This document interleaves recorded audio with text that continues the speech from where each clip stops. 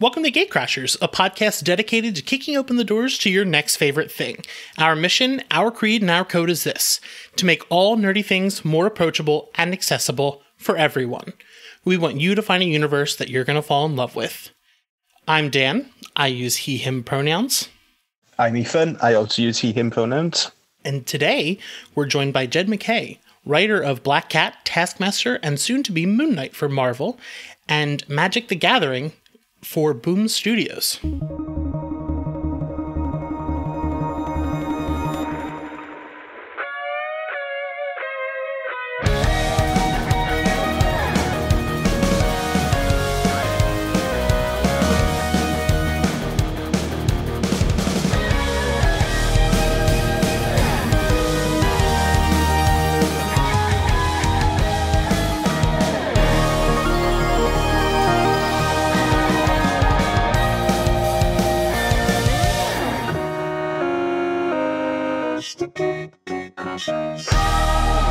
How are you? Hey, how's it going? I also use he, him pronouns. Glad to have you here. Oh, thank you. I'm always happy to chat. Yeah, you kind of became the big dog at Marvel. You got everything. Yeah, I don't know if I go that far, but I've certainly been very lucky with the stuff coming at me for sure. Absolutely. I've been I wanted to get you on for a while, but Ethan actually was the one who gave me the courage to reach out, and it was like a very easy conversation. I've been shouting at Dan for ages to read Black Cat. So, yes. Good. I spent my weekend reading Black because I loved Taskmaster, and I was I should probably read Black Cat, and I had it all sitting on my desk. But let me tell you what, it was a great weekend because it's an absolutely phenomenal book. Oh, thank you. Yeah, that's if you like Taskmaster, you like Black Cat. Yeah, I didn't realize how much I liked Taskmaster until I read your book, and I was like, oh, this character is kind of a mess, and I really like him. Yeah, he's got a lot of sides. It's kind of what I like about Taskmaster is that he's one of the baddest dudes in the Marvel universe. He has such a range of skills to choose from, and contacts and experience and stuff like that. But he's also just sort of a shitty asshole. Yeah. And that combination of factors I really find fascinating and interesting to work with. I do have a couple questions about him, a little bit deeper. Sure. But I do want to start the interview off with our big question. Mm-hmm. We always like to start off with kind of a hard hitter that usually catches people off guard because we're professionals. Of course. What's your favorite sandwich? My favorite sandwich? That's a good question. I always have a hard time with favorites because I just have a hard time choosing favorites. I feel like it really depends on the situation. Like, a sandwich for a meal, for a dinner, I'll make a steak sandwich. Something for lunch, I love a grilled cheese. And then that's beyond getting into the more esoteric realms of what constitutes a sandwich. The usual sort of suspects coming up there. But I'll just go with a steak sandwich. It's simple, it's tasty. You got some steak, got some horseradish, nice crusty piece of bread. You're all set. Now for steak, are you talking like thin cut, or are you talking like a full steak sliced up? It's like I'll fry a steak or grill a steak depending on the weather, and then chop her up and throw her on there. It's not the most elegant of sandwiches. I'll grant you that, but it does the job. Yeah, I'm from Philly, so I always have to make sure people are saying this like the same steak sandwich that's in my mind based on where they're from. Because more like a thin slice, more like a roast beef, right? Yeah. That's why I was like, is it a roast beef or is it a steak? Yeah, no, it's proper steak. Yeah. So, between your work on Daughters of the Dragon, Black Cat, Taskmaster, and now Moon Knight, you seem to have an affinity for the more sort of anti-hero characters of the Marvel pantheon. Sure. What do you think draws you to them? I think I just like people that are a little shittier. Like you don't see that as much with Daughters or something like that. But at the same time, Misty and Colleen are pretty chaotic and at times self-involved. And I think that's really interesting in characters, and then Felicia is, obviously a criminal, obviously a little shitty, definitely very self-involved and, self-interested. And then all the way to Taskmaster, who's kind of the far end of that slider, who is a professional murderer, but also has some thoughts about the industry that he's in and is, rife with his own idiosyncrasies. How do you characterize these characters without? Oh, that's a really good. How do you characterize them so the reader can recognize that their deeds are bad, but maybe their circumstances put them there? So how do you walk that line? Part of the thing is you do have to have a line that you don't really want to cross. I was working with a bit on Taskmaster, where Taskmaster's like, yeah, you know what? I don't work for Nazis anymore. Last time I worked for Baron Zemo, Punisher ran me over with the truck. No one needs that kind of static in their life, because you know what? If you're trying to humanize a character, maybe don't have them pal around with Nazis. We have pretty wide remit as comic readers to forgive characters for their sins, especially characters that have been around for a long time. Like if you went farther enough back in Taskmaster's history, especially when he was on the hard V villain side of the equation, you're going to find some stuff that was probably pretty unforgivable.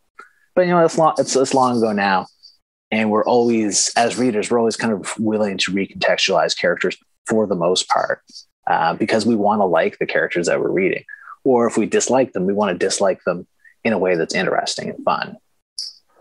So, show a character's quirks, show the things that make them not just another villain, say why they're doing this, and also show how they justify these things to themselves.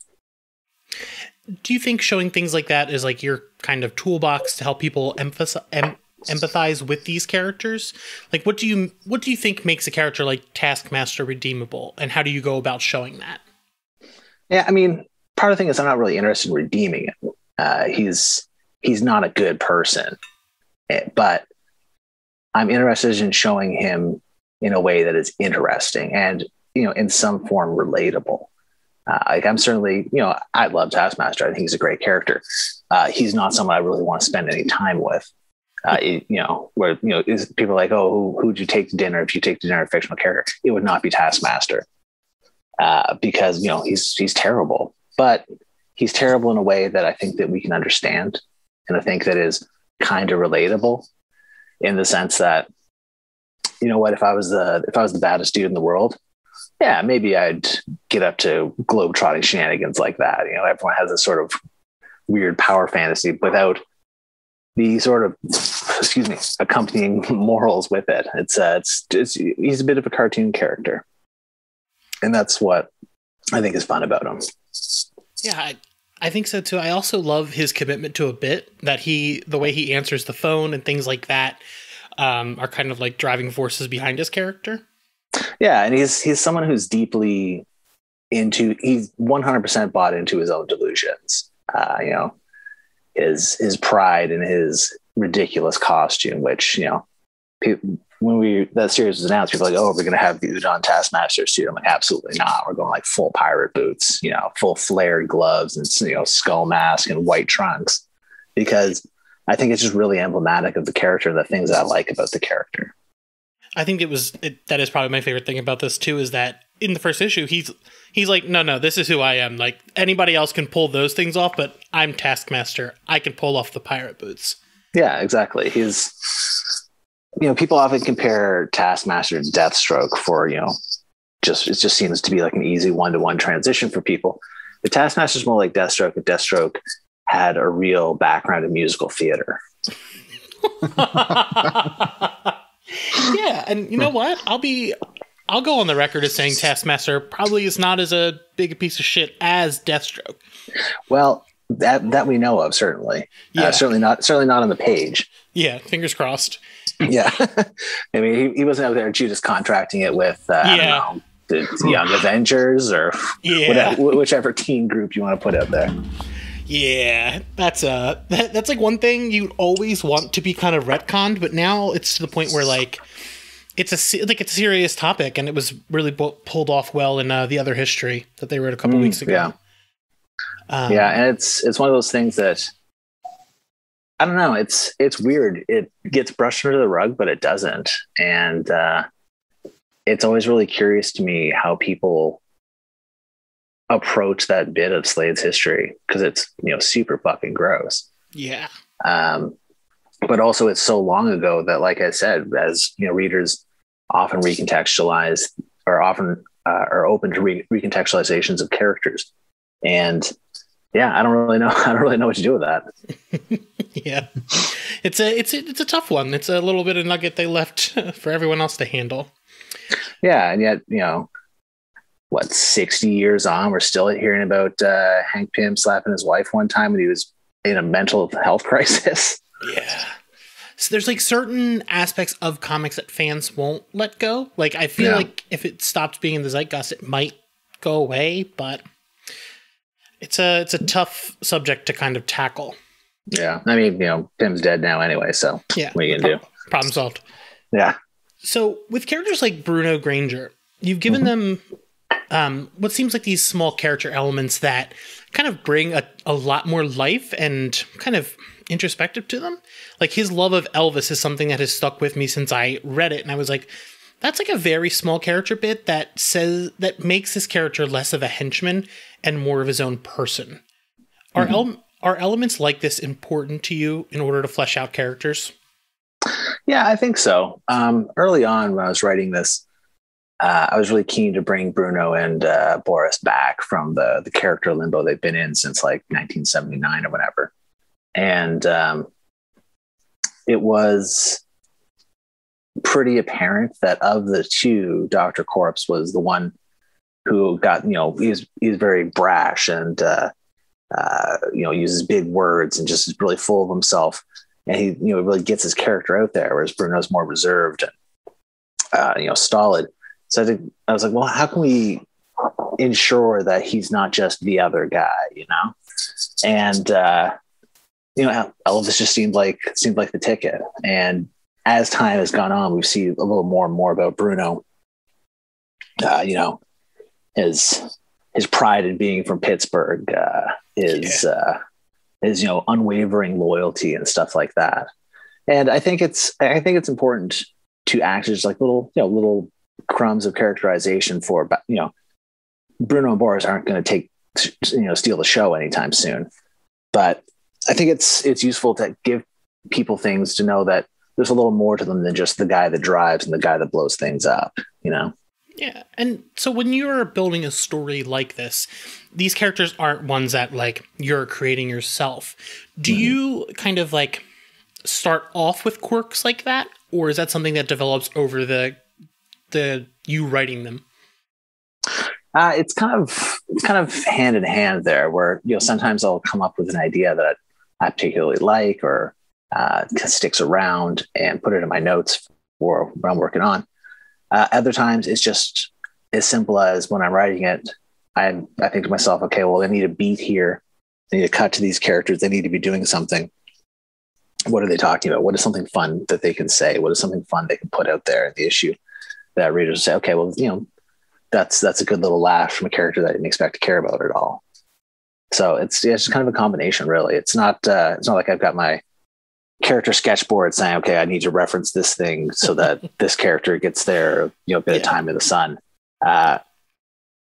It just kind of comes about organically, really, or rather, it should seem like it comes about organically. It does, but you also have to get it out there in a way that is organic. Yeah, you don't have like your handy little notebook in your pocket. Like, this is where I have to put the Elvis references. Yeah, exactly. I mean, I think it was number 4. I was like, I haven't had an Elvis reference for a while. So I made sure to put Bruno in like a TCB hat and like Elvis sunglasses in one panel. Yeah, the character stuck on me. I was like, I really like this guy. Yeah, it's funny to me too how Dr. Corpse, he's got a very distinct redesign. Like Travel redesigned him for Black Cat #1 back in 2019. And he's, looked more or less the same the whole time. But Bruno, he kind of runs the gamut. Like, different artists are really interested in interpreting him the way they like.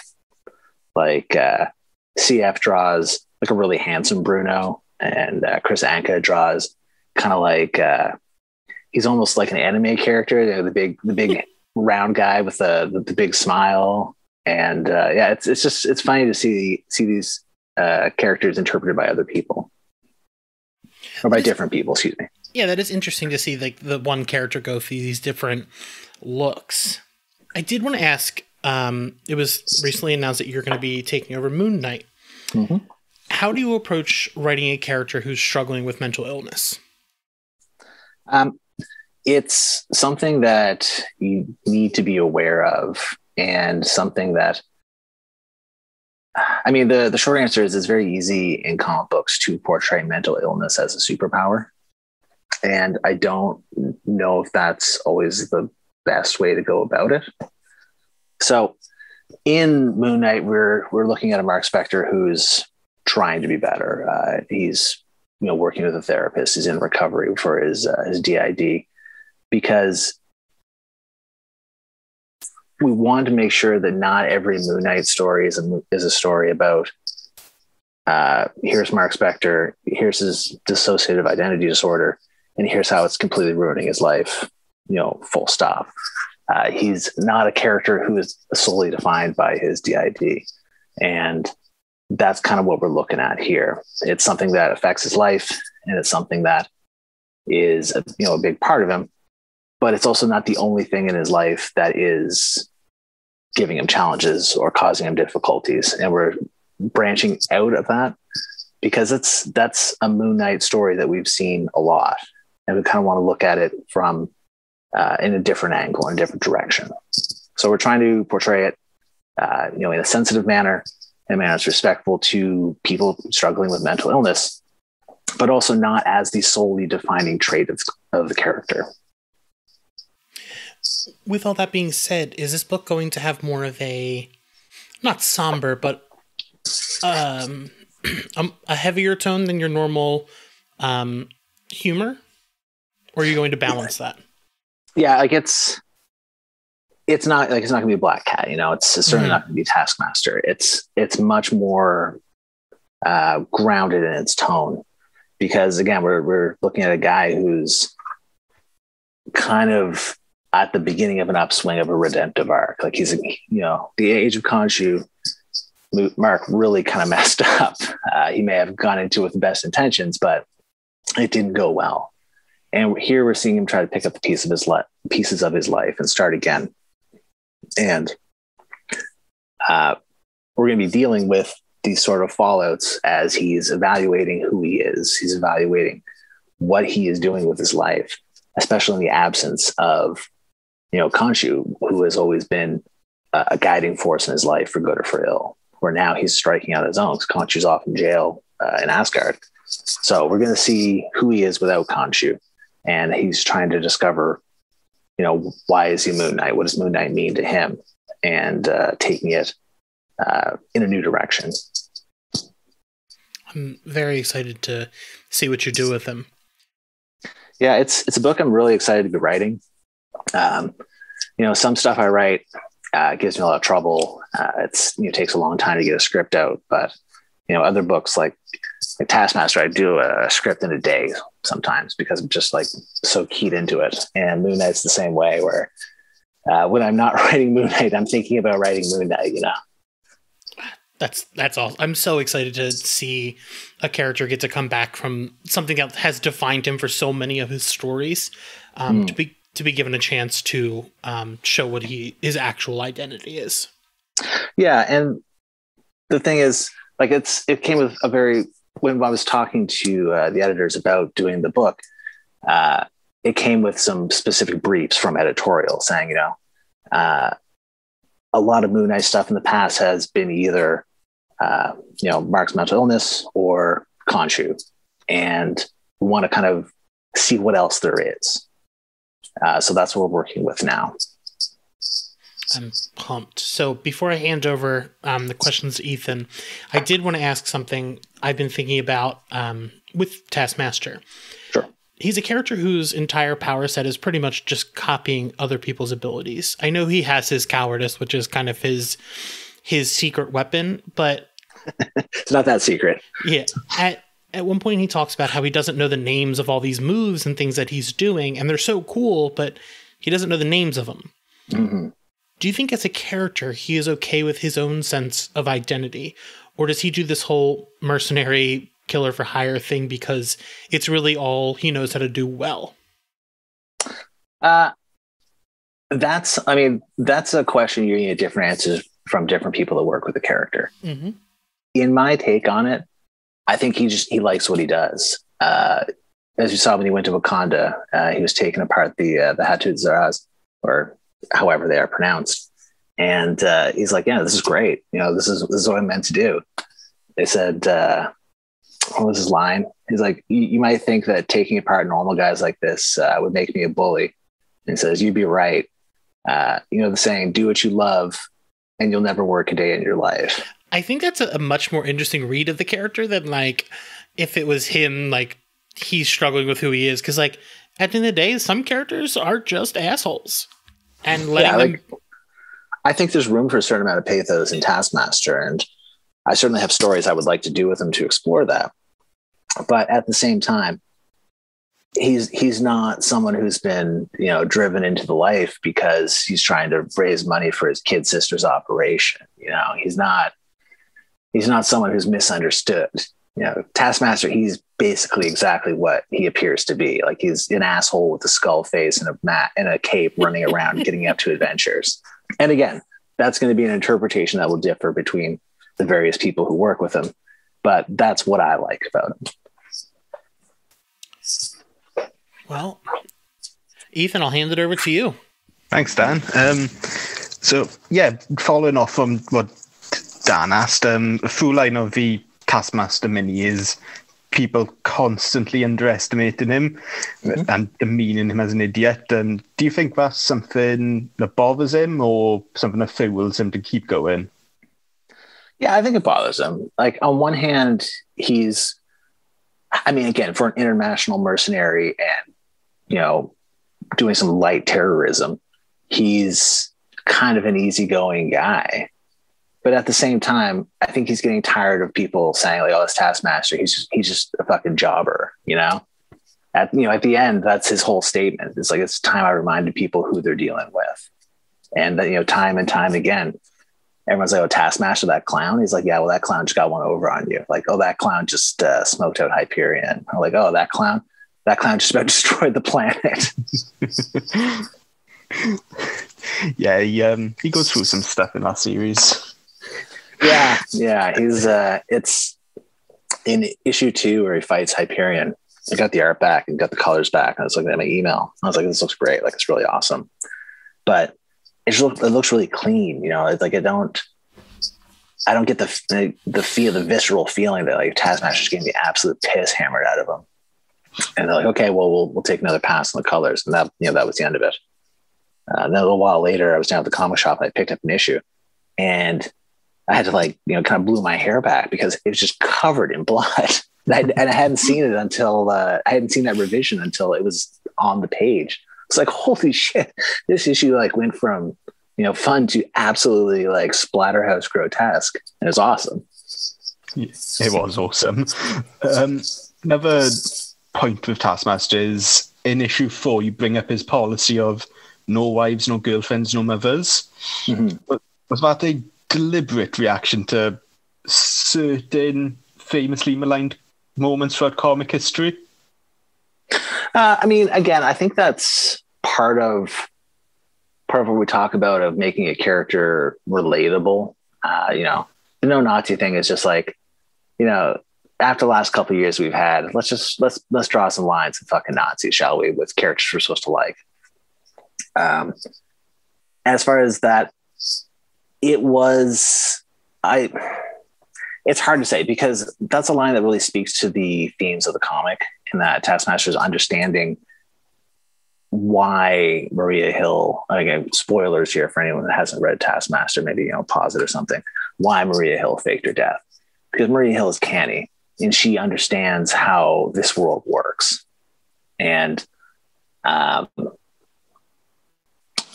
like, I guess you could say it's like taking a shot at it, but I'm not, calling out creators or anything like that.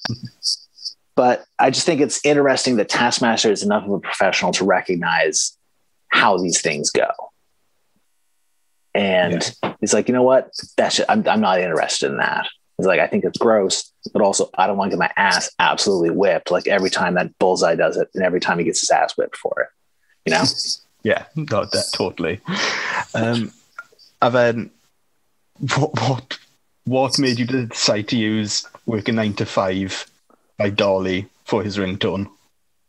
Well, that's one of the small pleasures of writing comic books, is figuring out what people's ringtones are.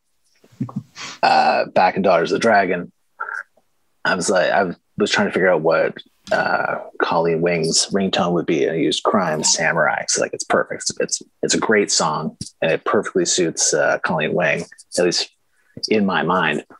And so after that, I'm like, oh, jeepers, I'm going to figure out what people's ringtones are going to be.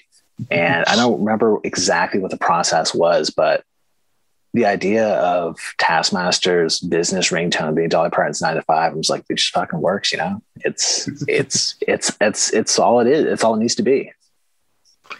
Yeah. When I turned the page and saw that, I laughed. It was amazing. Because he's a working man, he's not looking to take over the world. Yeah, exactly. Does Moon Knight have a ringtone? He does. Yeah, we'll find out, will we? You'll find out in issue 1, 2, 3, 4. Brilliant. Write it down. So jumping over to Black Cat, after years of subtext and hints, you got to be the person that officially confirmed Felicia's a member of the LGBTQIA plus community. Yep. What did that mean to you? What was the fan reaction to it like for you? Mostly good. It was one of those things that it had been, it'd been hinted at back in The Evil That Men Do, that Kevin Smith Dodson's run. And with comics fans, if you throw something out like that, people are going to latch onto it, and it's going to become important to people. And I felt it was something that we needed to, address. We needed to bring it up. We needed to make it part of the story, because, it's there. You can either ignore it and brush it under the rug, and it just looks kind of shitty, or you can address it. You can make it part of the story. You can give people for whom this would be important something. And that's just kind of the long and the short of it. Otherwise, it would just be kind of cowardly to ignore it. No, totally. I personally loved it when it was blatantly on the page. Yeah, I'm always concerned about sounding like I'm really blowing my own horn and like crowing about my huge allyship or some shit like that. But it seemed like something that was good to do. It's kind of the long and the short of it. It's something that had been important to people, and I think they deserve that confirmation. Yeah, no, it was great. And Black Cat getting mixed up with the Infinity Stones, and it's a reasonably logical evolution from the Thieves Guild. Is it all tumbling down on Felicia soon? When hasn't it, really? This is Felicia messing around with cosmic powers well beyond her ken, that she would ordinarily have no truck with. But as of issue 8, I can't keep track of all this shit. 4, 5, 6, 7. Yeah, as of issue 8, she's in a position where she doesn't have many options. So we're going to see how she gets involved in this infinity nonsense, and we're going to see how it shakes out for her. And the thing about the Infinity Stones is they are items of cosmic import. And they are made even more complicated these days by being incarnated into individuals, as we saw with, Star and Overtime. And that causes difficulties. But also when you're dealing with items of cosmic import, you're going to have a lot of competition for them. So we're going to see Felicia up against a few other people who also want to collect this cosmic power for their own ends. I can't wait to see the chaos that ensues. Last question then. If you had a Rube Goldberg machine, what would it do? Sorry, if I had a what? A Rube Goldberg machine. Oh, I don't know what that is. If I had a Rube Goldberg machine, what would it do? It would probably... What do I hate getting up to do?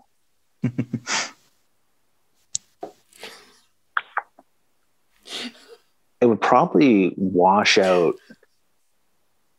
the travel mug that my wife uses for tea. Because every morning I wash out the mug and I make tea for her.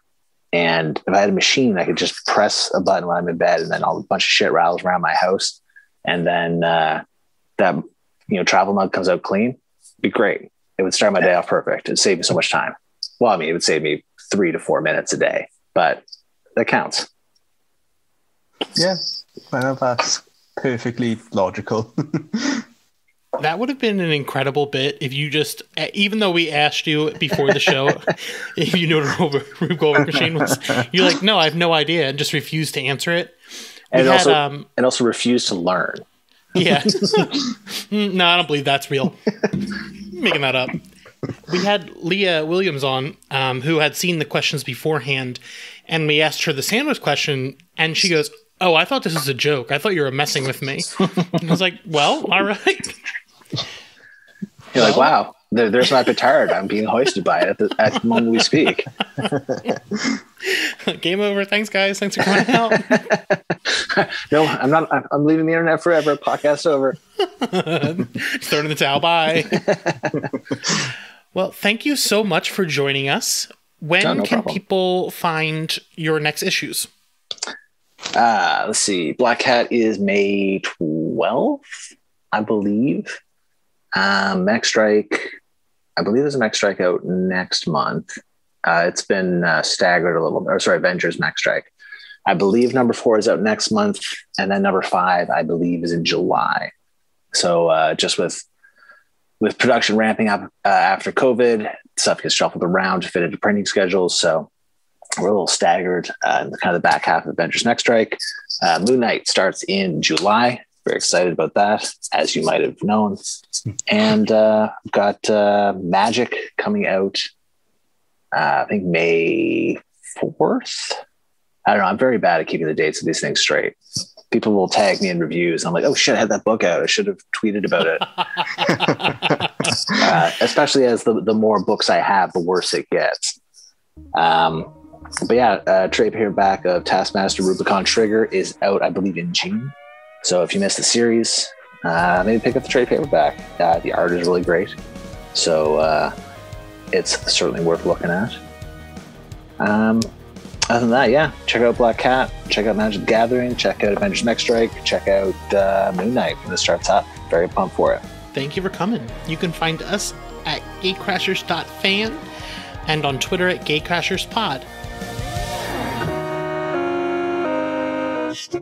Gatecrashers.